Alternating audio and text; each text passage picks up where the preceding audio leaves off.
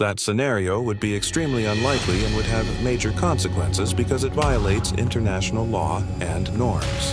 Here's what would happen. Violation of sovereignty. The U.S. is a sovereign nation. For Venezuelan authorities to enter U.S. territory and arrest the president without permission would be considered an act of aggression and a breach of sovereignty. This could be classified as an illegal kidnapping under international law. 2. Diplomatic and military response.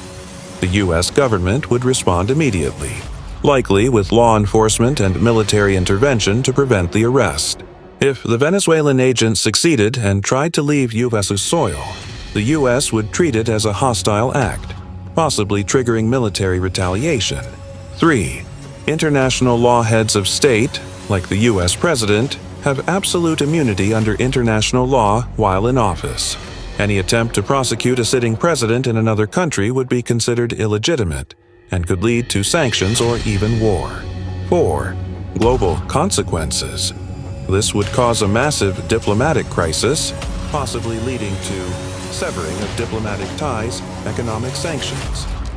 Military escalation. Other nations would likely condemn Venezuela, and international bodies like the UN would get involved. Bottom line, such an action would almost certainly lead to war or severe international conflict, because it undermines the fundamental principle of state sovereignty and diplomatic immunity.